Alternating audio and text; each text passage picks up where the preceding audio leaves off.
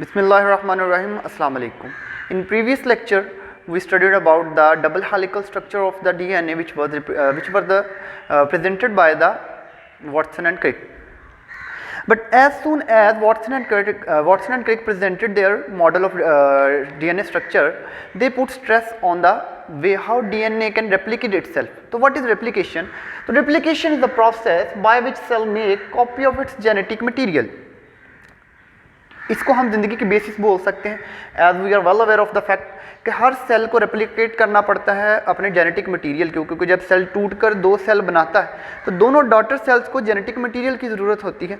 तो फर्स्ट वाला सेल जो कि पेरेंट सेल है, जब वो अपने डीएनए की कॉपी बनाता है तो एक कॉपी एक डॉटर सेल में और दूसरी कॉपी दूसरे डॉटर सेल में चली जाती है। But question arises how a cell can replicate this genetic material, by which process? At that time three hypotheses were given to explain the process of replication cells. First was the conservative model of the DNA replication, second was the semi-conservation model of DNA replication, and the third was the dispersive model of DNA replication.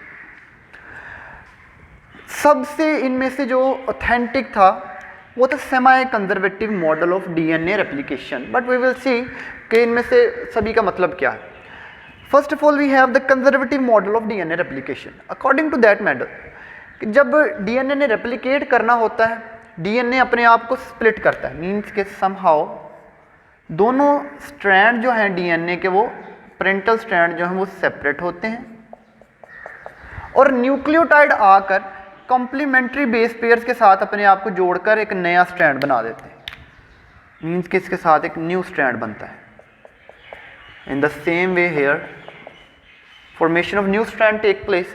But ये दोनों जो new strand बने हैं ऐसे जुड़े नहीं रहते, again ये स्प्लिट होते हैं और स्प्लिट होकर बिल्कुल एक अलग स्ट्रैंड बना देते हैं, एक ऐसा स्ट्रैंड बनाते हैं जिसके अंदर सारे के सारे न्यूक्लियोटाइड न्यू वाले होते हैं। पेरेंटल स्ट्रैंड का कोई भी न्यूक्लियोटाइड नहीं होता। As you can see in the diagram, this is the parental DNA.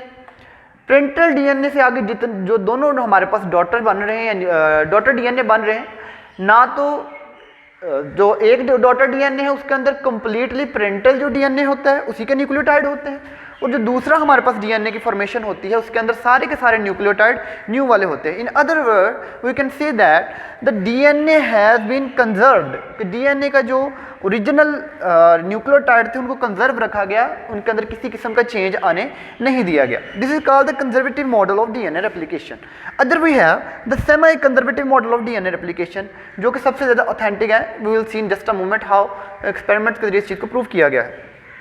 In semi conservative model of DNA replication, again जो पेरेंटल स्ट्रैंड है वो अनजिप होता है। After the unzipping of the parental strand, nucleotide जो new वाले होते हैं वो अपने आप को कॉम्प्लीमेंट्री बेस पेयर बॉन्डिंग कर लेते हैं। जैसे कॉम्प्लीमेंट्री बेस पेयर के साथ बॉन्डिंग हो जाती है, हमारे पास जो न्यू डॉटर स्ट्रैंड बनते हैं दो, उनके अंदर एक स्ट्रैंड पेरेंटल होता है और एक डॉटर स्ट्रैंड, एक पेरेंटल स्ट्रैंड और एक डॉटर स्ट्रैंड। हमें पता है इस बारे में कि एक डीएनए के मॉलिक्यूल के अंदर दो स्ट्रैंड होते हैं, तो दोनों स्ट्रैंड जो हमारे पास न्यू डॉटर मॉलिक्यूल बनते हैं, एक स्ट्रैंड पेरेंटल और एक डॉटर, एक पेरेंटल और एक daughter. In other words we can say that the parental nucleotide has been semi conserve, मतलब कि एक डीएनए के जो हमारे पास स्ट्रैंड है वो पेरेंटल है, मीन्स वो कंजर्व हो गया, और एक न्यू वाला डॉटर स्ट्रैंड साथ में फॉर्मेशन कर लेता है। इस किस्म का जो डीएनए का मोड ऑफ रेप्लिकेशन है या मॉडल ऑफ रेप्लिकेशन है, इसको बोलते हैं हम semi conservative model of DNA replication. Third जो हमारे पास है वो है dispersive model of DNA replication. According to dispersive model of DNA replication, DNA break itself, छोटे छोटे पीसेस बन जाते हैं डीएनए के, देन वो पीसेस अनजिप होते हैं और हर पीस अपने साथ करस्पॉन्डिंग डीएनए के जो न्यूक्लियोटाइड होते हैं उनको जोड़कर एक न्यू स्ट्रैंड की फॉर्मेशन कर सकता है। As you can see that कि जो हमारे पास न्यू स्ट्रैंड बन रहे हैं, जो डॉटर स्ट्रैंड बन रहे हैं, उसके अंदर किसी जगह पर डॉटर स्ट्रैंड के न्यूक्लियोटाइड्स हैं, किसी जगह पर पेरेंटल स्ट्रैंड के न्यूक्लियोटाइड है। इसी तरीके से वो पूरे का पूरा जो डीएनए का मॉडल होता है, जो हमारे पास स्ट्रक्चर बनता है, न्यू मॉलिक्यूल की फॉर्मेशन होती है, उस पूरे के अंदर इसी के अंदर टुकड़े लगे हुए होते हैं पेरेंटल और डॉटर जो डीएनए के न्यूक्लियोटाइड हैं उनके। इस किस्म का जो हमारे पास मॉडल ऑफ डीएनए रेप्लिकेशन होता है, इसको हम बोलते हैं dispersive model of DNA replication. लेकिन ये तमाम के तमाम हाइपोथेसिस थे, कोई एक्सपेरिमेंटल बेस नहीं थी यहाँ पर। तो इनको एक्सपेरिमेंटल बुनियादों पर साबित करने के लिए कि कौन से वाला इनमें से सबसे बेहतर है, हमारे पास एक साइंटिस्ट, दो साइंटिस्ट आते हैं, Meselson and stall. Matthew Meselson और फ्रैंकलिन स्टाल ने 1958 they performed a series of the experiment in which they proved that the DNA has semi-conservative model of DNA replication.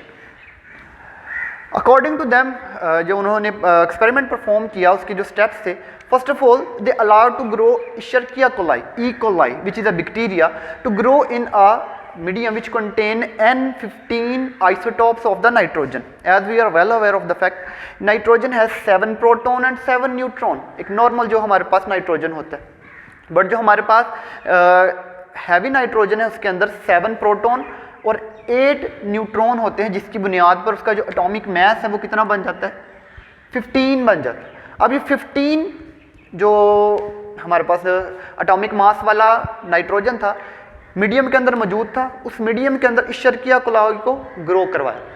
अब जब इशर्किया कोलाई को वहाँ ग्रो करवाया, एज वी नो कि DNA के model के अंदर नाइट्रोजन ज़रूरत होती, तो नाइट्रोजन उस डीएनए का हिस्सा बन जाता है, मीन कि वो इशर्किया कोलाई के सेल के अंदर मौजूद डीएनए का हिस्सा बन जाता है, ये हैवी हमारे पास जो नाइट्रोजन होता है। तो first step was E coli bacterial cell were grown in medium rich in heavy nitrogen.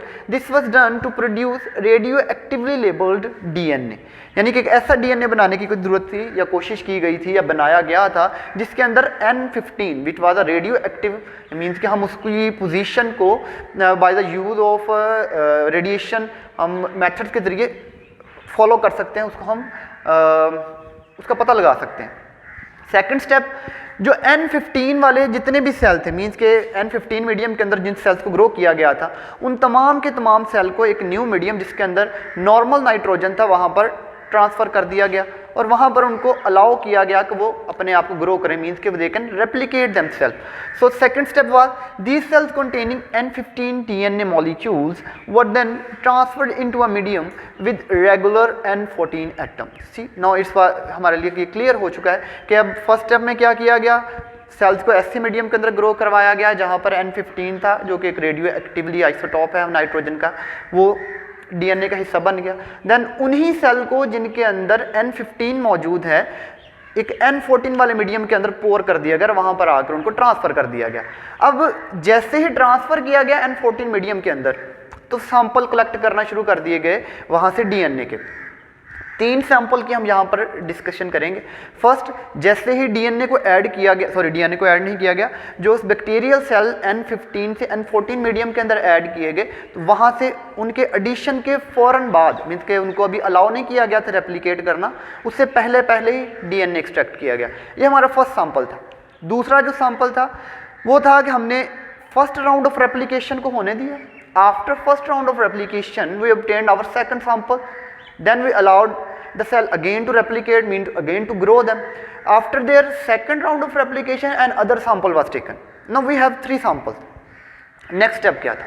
अब नेक्स्ट स्टेप, इन तीनों सैंपल्स को सीजियम क्लोराइड के सोल्यूशन के अंदर हल किया गया और इनको एक अल्ट्रा सेंट्रीफ्यूगेशन मशीन जिसकी मदद से एक डेंसिटी ग्रेडियंट बनाया जा सकता है, बड़ी स्पीड से स्पन किया गया इन तमाम जो सैंपल्स को सीजियम क्लोराइड के साथ। अब जैसे ही इनको स्पन किया गया इतनी हाई स्पीड पर, तो अकॉर्डिंग टू देयर डेंसिटी उन्होंने अपने आप को अरेंज कर लिया। I means let me show you what happened there.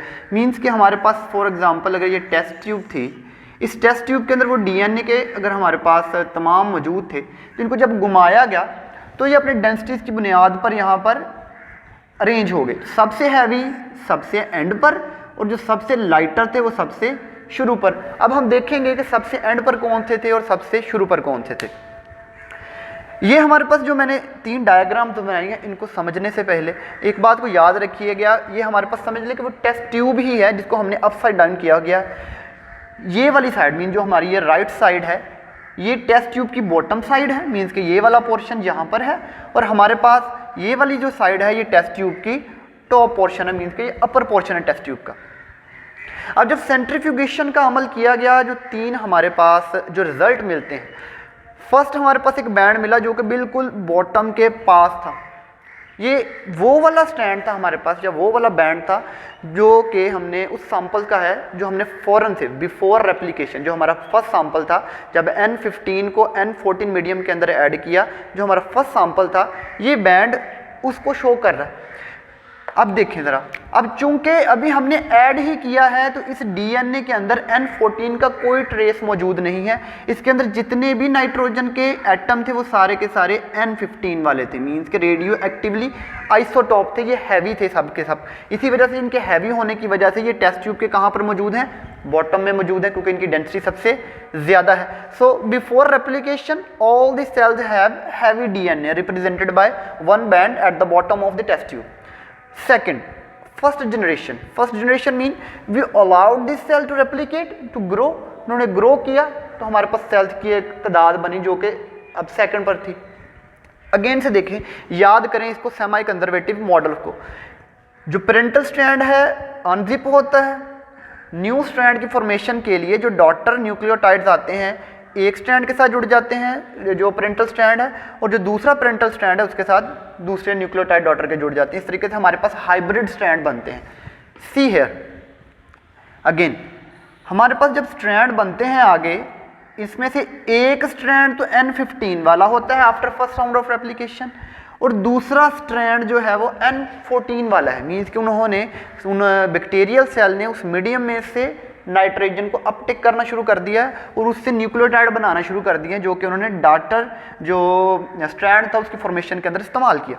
Here you can see that कि हमारे पास एक हाइब्रिड स्ट्रैंड बनते हैं दोनों के दोनों। इन हाइब्रिड स्ट्रैंड की चूंकि एक N14 वाला है एक N15 वाला है, तो इनकी डेंसिटी N15 से तो कम ही होगी। इस वजह से ये देखें आप, इसका जो हमारे पास बैंड बनेगा, हाइब्रिड स्ट्रैंड का जो बैंड बनेगा N15 से ज़रा पीछे बनेगा। ठीक होगा। Here you can see that again we allowed them to replicate. हमारे पास जो सेकंड जनरेशन मिलती है, जो हमारा थर्ड सैंपल था कि हम जो सेकंड राउंड ऑफ रेप्लिकेशन के बाद ऑब्टेन किया, यहाँ पर अगर अगेन गौर करें तो semi conservative model of replication को ये शो करता है। क्यों भला? जब हम देखते हैं टेस्ट ट्यूब के अंदर दो किस्म के हमारे पास बैंड मिलते हैं। एक तो वो बैंड होता है जिसकी डेंसिटी फर्स्ट जनरेशन की डेंसिटी के बराबर होती है, ये वाला, ये दोनों क्या है बराबर हैं। और एक स्ट्रैंड मिलता है जिसकी डेंसिटी जो सेकंड जनरेशन वाली है और फर्स्ट जनरेशन वाली जो हमारे पास फर्स्ट सैंपल है उन तमाम से कम है। Mean it is present at the top of the test tube, mean कि ये सबसे हल्का है। इससे क्या साबित हुआ कि जब अगेन यहाँ पर अनजिपिंग हुई तो आप देख सकते हैं जब ये अनजिप होंगे तो एक N15 वाला होगा, एक हमारे पास N14 वाला स्ट्रैंड होगा। N15 वाले के साथ this is our N15 strand, mean this strand contain the nitrogen with N15 atomic mass। Daughter जो न्यूक्लियोटाइड आएंगे, चूंकि हमारा मीडियम N14 वाला है तो तमाम के तमाम जो डॉटर न्यूक्लियोटाइड इसके साथ आगे जुड़ेंगे वो N14 वाले जुड़ जाएंगे। हेयर तो ये वाली कंडीशन तो हमारी अगेन यही वाली बन जाएगी, यानी कि इन दोनों में से जब अनजिपिंग होगी तो एक स्ट्रैंड तो इसी तरीके से पेरेंटल स्ट्रैंड की तरह का ही बनेगा। लेकिन जो N14 वाला स्ट्रैंड यहाँ से आएगा, इस N14 वाले स्ट्रैंड के पास जितने भी न्यूक्लियोटाइड हैं वो सारे के सारे N14 मीडियम से ही लिए जाएंगे। तो ये पूरे का पूरा स्ट्रैंड क्या होगा? N14 वाला होगा। अब चूंकि इस स्ट्रैंड की डेंसिटी इससे भी कम होगी क्योंकि इसके अंदर हैवी नाइट्रोजन का एक भी एटम मौजूद नहीं है, इस वजह से ये टेस्ट ट्यूब में हमारे पास सबसे टॉप पर मौजूद होता है क्योंकि ये सबसे हल्का है, इसकी डेंसिटी सबसे कम है। इस वजह से हमारे पास इस एक्सपेरिमेंट से इस चीज़ को साबित हो गया कि हमारे पास डीएनए की जो रेप्लिकेशन है वो सेमी कंजर्वेटिव मॉडल को फॉलो करती है। इंशाल्लाह नेक्स्ट लेक्चर के अंदर हम डीएनए की रेप्लिकेशन को डिटेल के अंदर पढ़ेंगे। तब तक के लिए अपना ख्याल रखिए। अगेन वही बात, खुश रहें, खुशियाँ बांटें। खुश रहने के लिए और खुशियाँ बांटने के लिए जो सबसे बेहतरीन हमारे पास नुस्खा है वो है आसानियाँ पैदा करें। अल्लाह के बंदों के लिए आसानियाँ पैदा करें, अल्लाह अज़्ज़ा वजल हमारे लिए खुद व खुद आसानियाँ पैदा कर देंगे। एक और छोटी सी बात कहना चाहूँगा, हम सब ये सीखने के लिए कर रहे हैं सब कुछ, यानी कि हम दुनिया में अगर हम यहाँ पे खड़े होकर पढ़ा रहे हैं तो हम भी सीख रहे हैं। सो जब भी हमें सुना जाए या जब भी हम किसी भी जगह पर किसी को सुनते हैं तो हमेशा सीखने के लिए सुना जाए, ना कि किसी को जज करने के लिए सुना जाए। Always listen to learn not to जज। ये हमारे लिए की है सक्सेस की। अल्लाह हमारा हामी व नासर हो। फ़ी अमान अल्लाह।